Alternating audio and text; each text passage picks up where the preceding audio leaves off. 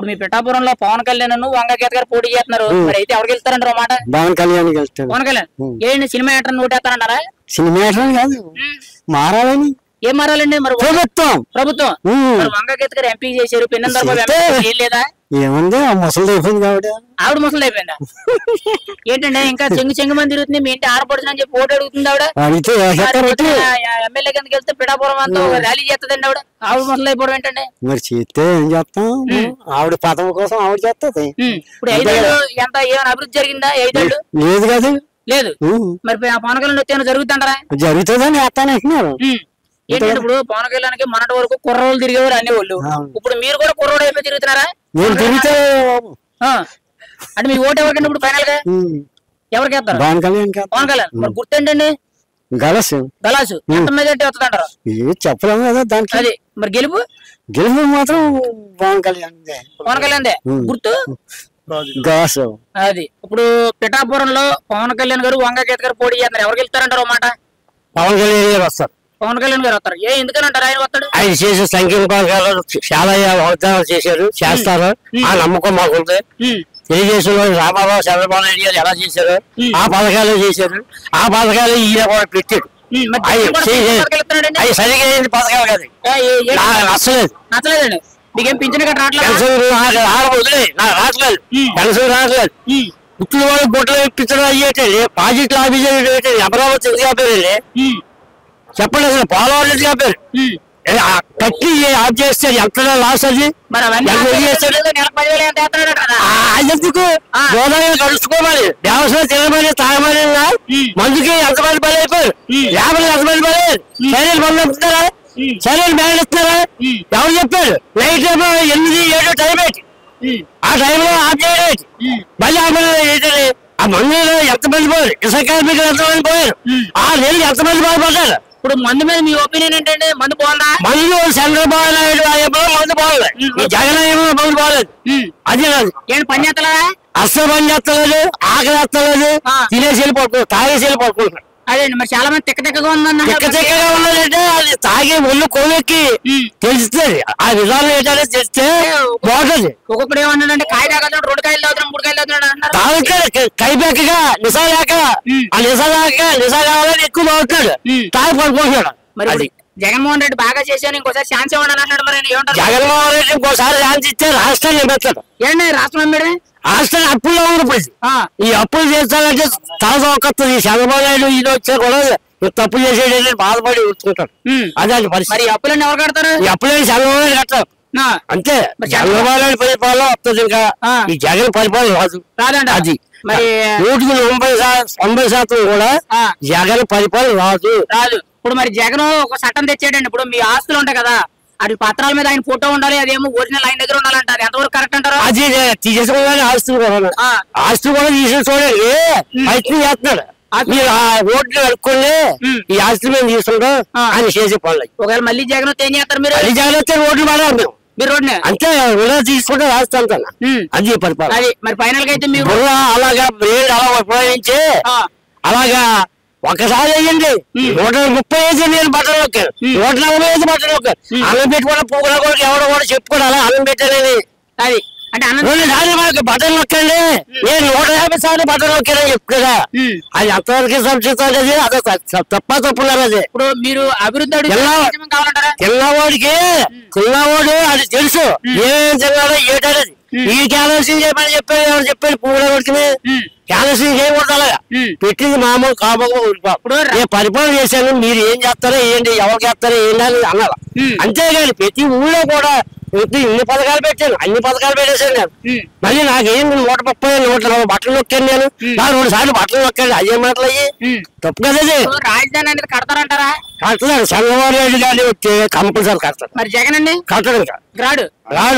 ఎన్ని సీట్లు అవుతాడు జగన్కి? ఎన్ని సీట్లు అనేది నాకు తెలుసు, కానీ ప్రభుత్వం మాత్రం రాదు. ప్రభుత్వం రాదు. మరి ఈసారి ఏం చేస్తాడంటే మరి జగన్ వస్తే? జగన్ వస్తే అడుక్కోరు మేము. మీరు ఎంత అడుకుంటారంటారా? అంతా అడుకోవాల్సిందే. అంతే. అది మీ ఓటు అయితే నేను మాత్రం జనసేన చేస్తాను. జనసేన రాజీ తెలుగుదేశం పార్టీ ఫస్ట్ నుంచి తెలుగుదేశం లేదు, జనసేన ఉంది. జనసేన చేస్తాను. జనసేన వేయమని అందరితో కూడా చెప్తున్నాను. అది గుర్తేంటండి? గ్లాసు. మరి బ్యాలెట్ నెంబర్ ఎంత? 4. పిఠాపురంలో పవన్ కళ్యాణ్ గారు వంగగీత గారు పోటీ చేస్తున్నారు. ఎవరు గెలుస్తారంటారు మాట? పవన్ కళ్యాణ్ గారు పక్కా గెలుస్తారండి. ఎందుకు అని అడగండి, నేను చెప్తాను. ఒక యువ కెరటం ఇక్కడ ఉందండి.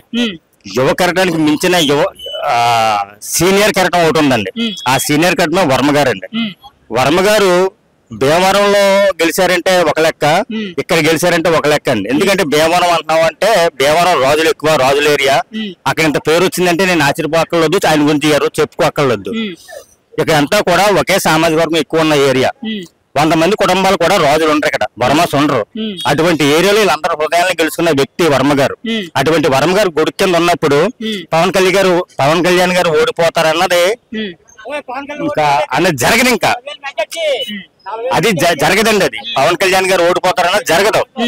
ఒక యువకరటం అటువంటిది, యువకరటాన్ని మించింది ఆయన వర్మ గారు. ఇప్పుడు పవన్ కళ్యాణ్ గారు ఇక్కడ ఈసారి ఖచ్చితంగా గెలిచి తీరుతారన్నారు. మరి వంగగీత గారి సంగతి ఏంటంటారు? 5 ఏళ్ళు ఎంపీగా చేశారు, అంత ముందు ఎమ్మెల్యేగా చేశారు. పెన్నెం దొరబాబు ఎమ్మెల్యే. ఎలా ఉంది మీ పిఠాపురం అభివృద్ధి? అప్పుడు పరిస్థితులు వేరండి, ఇప్పుడు పరిస్థితులు వేరండి.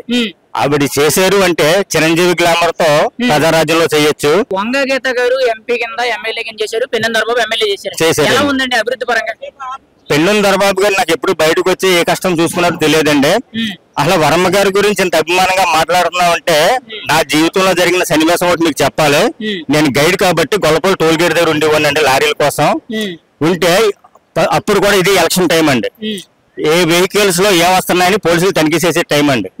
ఆ తనిఖీ చేసే టైంలో పోలీసులు కొన్ని బళ్ళు దగ్గర డబ్బులు తీసుకోవడం అవి జరిగాయండి. అప్పుడు పెన్నెం దొరబాబు గారు వెళ్తున్నారండి. ఈ సైడ్ చెకింగ్ జరుగుతుంది, ఆ సైడ్ పెన్నెం దొరబాబు గారు వెళ్తున్నారు. అందులో కానిస్టేబుల్ అన్నాడండి, పెన్నెం దొరబాబు కాబట్టి సరిపోయింది, అదే వర్మ అయితే మీరు ప్రజలు ఎలా ఇబ్బంది పెడుతున్నారా అంటారు అన్నాడండి. అప్పుడు దాకా నాకు వర్మ గారు అంటే ఎవరో తెలదండి. ఒకసారి ఎవరో వర్మ గారు అంటే తెలుసుకోవాలి అనుకున్నానండి. నెక్స్ట్ అది అయిపోయిందండి. అది అయిపోయిన తర్వాత గొల్లప్రోల దగ్గర పెద్ద వర్షం వస్తే మునిగిపోతాయండి పొలాలండి. ఎవరూ రాలేదండి. పెన్నెం దొరబాబు గారు రాలేదు, వంగ గీత గారు రాలేదు, ఎవరు రాలేదు. ఈయన పదవిలో లేరు. ఆయన వచ్చి మొత్తం మునిగిపోయిన ఆకుల్ని బయటికి లాగి రైతుల కష్టాలు ఓదార్చి వాళ్ళకి ఇక్కడ రావాల్సిన దానికి సహాయం చేస్తానని హామీ ఇచ్చిన వ్యక్తి అండి. మనిషి ఆయన ఎమ్మెల్యే అవ్వచ్చు, ఎంపీ అవ్వచ్చు, రేపు మినిస్టర్ కూడా అవ్వచ్చు అండి. ఆయన ప్రజల్లోనే ఉంటాడు తప్ప నేను మినిస్టర్ అని ఇంట్లో కూర్చొని ఏసీ రూమ్ లో గడిపే వ్యక్తి కాదండి ఆయన. ఇప్పుడు 5 ఏళ్ళు రాష్ట్ర ప్రభుత్వం ఎలా ఉందండి పరిపాలన? ఈ 5 ఏళ్ళలో మేము పక్కా చెప్పాలంటే వైఎస్ రాజశేఖర రెడ్డి గారిని చూసి మోసపోయామండి. తండ్రిని పొగిడి కొడుకుని ఎందుకు తిరుగుతున్నామంటే ఇక్కడ అర్థమైపోద్దండి మీకు మ్యాటర్. ఆయన చాలా బాగా చేసాడండి. ఆయన లాగే ఉంటదేమో అనుకున్నాం కానీ ఇంత దారుణంగా మించి ఉంటదన్నారు లేదంటారా? అంత మించి అభివృద్ధి చేస్తానన్నాడు ఆయన అన్నాడండి. అలా ఉంటే చాలు అనుకున్నాం, అసలు అలా కూడా లేదండి. ఇవాళ 60 రూపాయల మధ్య 130 రూపాయలు అమ్ముతున్నారండి. అది మళ్ళీ ఎలాగంటే దూరంగా ఎక్కడో దోకం తాగాలి. ఈలోగా పోలీసులు దొరికితే ఒక 500 చేతిలో పెట్టాలి. వీడి ఇంటికి కూలి ఎంత, వాడి ఇంటికి వాడి భార్యకి ఏమిస్తాడో, వాడు ఏం తింటాడో వాడు ఏం తాగుతాడు, ఇది ఒకటి అడుగుతున్నానండి. పోనీ దీని వల్ల ఏమైనా ప్రభుత్వం లాభం పొందుతుందంటే దీని వల్ల ప్రభుత్వం లాస్ అవుతుంది, పక్క రాష్ట్రాలు బాగుపడుతున్నాయండి. ఒక గైడ్ గా లారీల్లో ఎంత మధ్య వస్తుందో నాకు తెలుసండి, ఒక ట్రావెల్స్ లో ఎంత మధ్య వస్తుందో నాకు తెలుసండి. ఇవాళ బెంగళూరు బళ్ళు చెక్ చేస్తే ఆ లోపల ఎన్ని డిక్కీలు ఎన్ని ఉంటాయో నాకు తెలుసండి. ఇప్పుడు మద్యం పాలసీ అనేది కరెక్ట్ గా లేదంటారా? కరెక్ట్ గా లేదండి. పక్క రాష్ట్రాలు బాగుపడుతున్నాయి సార్. ఇవాళ కర్ణాటక పక్కా బాగుపడ్డది ఈ మన జగన్మోహన్ రెడ్డి వచ్చిన తర్వాత. ఏంటండి లిక్కర్ స్కామ్ అనేది ఎక్కువ జరుగుతుందండి. లిక్కర్ స్కామ్ అంటే ఏం చేస్తారో అక్కడి నుంచి తెచ్చుకొని ఇక్కడ అమ్ముకుంటున్నారు. ఇప్పుడు నేను ఒక డ్రైవర్ ని, నా జీతం ఎంత 15,000 ఉంటుంది, 20,000 ఉంటుంది. నేను తెచ్చుకొని ఇక్కడ నేను అమ్ముకుంటా ఉంటే నాకు జీతం మీద డబ్బులు వస్తుంది. ఆ లిక్కర్ ఎవరిది? ఆ రాష్ట్రానికి వస్తుంది ఆదాయం, మన రాష్ట్రానికి రాదు కదా. మరి ఇక్కడ లిక్కర్ సేల్స్ కూడా బాగా ఎక్కువ ఉన్నాయండి కానీ పదిగా ఇప్పుడు ఇక్కడ అంతా క్యాష్ తోనే కొనడం అంటే కానీ డిజిటల్ పేమెంట్లు అంటే ఫోన్ పేలు, గూగుల్ పేలు వాటితో డబ్బులు కట్టడం ఏమి ఉండదంట కదా. మరి ఇక్కడ కూడా బాగా ఆదాయం అవుతుంది కదండి ప్రభుత్వానికి. అది ఆదాయం అనుకుంటే సరిపోదండి. అది పురుగుల మందు తాగించి దాన్ని ఆదాయం అనకూడదండి. అదేండి ఆదాయం ఎలా వస్తుందండి? నువ్వు క్వాలిటీ తక్కువ ఇచ్చి డబ్బులు ఎక్కువ తీసుకున్నావు కాబట్టి ఆదాయం వస్తుంది. అదే నువ్వు క్వాలిటీ బ్రాండ్ రిలీజ్ చేయి. ఈ రోజు కాకినాడ జీజీహెచ్ వెళ్ళండి. కాకినాడ జీజీహెచ్ వెళ్తే యువత కిడ్నీలు పోయి లివర్ పాడైపోయి మందు వల్ల నాటు సారా వల్ల మీరు ఒకసారి తెలుసుకోండి. అప్పుడు మైక్ మీరు నా ముందు పెట్టండి. అంటే మందు వల్ల చాలా మంది అనారోగ్యం పాలయ్యారండి. జీజీహెచ్ చెప్తుందండి, అది నేను చెప్పడం కాదండి. అది అదండి ఖచ్చితంగా మీరైతే ఇది మద్యం పాలసీ అనేది కరెక్ట్ కాదండి. అది మరి రెండోసారి అవకాశం అడుగుతున్నా, మీరు ఇస్తారా ఎవరైనా? రెండోసారి నేనే కాదండి, ఎవరిని ఇచ్చేవాళ్ళు కూడా నేను ఇవ్వనవునండి. మీకు తెలిసి కూడా ఓటైనా అది మరి ఫైనల్ గా అయితే మీరైతే ఎవరికి ఓటు వేస్తానంటారు, ఎవరికి సపోర్ట్ చేస్తానంటారు పిఠాపురంలో? నాకు పిఠాపురంలో ఓటు లేదండి. కాకినాడ కొండబాబు ఓటేస్తానండి. ఎంపీగా గ్లాసుకి ఓటేస్తానండి ఉదయ్ కుమార్ గారికి. ఉదయ్ శ్రీనివాస్ ఛాన్స్ ఇస్తానంటారు. ఆయన కష్టపడి పైకి వచ్చిన వ్యక్తి అండి. ఇప్పుడు ఇందాక నా సోదరుడు చెప్పారు చూసారా, టీ టైం దగ్గర నుంచి పైకి వచ్చిన వ్యక్తి అని. అటువంటి వాడికి తెలుస్తుందండి కష్టం అంటే ఏటో. యువతకి ఏ రకంగా చేయవద్దు వస్తే యువత ఏ రకంగా పైకి వస్తుంది అన్నది అటువంటి వాడి దగ్గర ఉంటుందండి సబ్జెక్ట్. అంతేగాని ఏసీలో పెరిగి ఏదో రౌడీ సామ్రాజ్యంలో పెరిగి సీఎం అని చేస్తే రౌడీ రాజ్యం అవుతుంది తప్ప అది రామరాజ్యం అవదండి. ఖచ్చితంగా మీరైతే కూటమికి సపోర్ట్ చేసి ఖచ్చితంగా యువతకు అవకాశం ఇస్తానంటారు. అవునండి.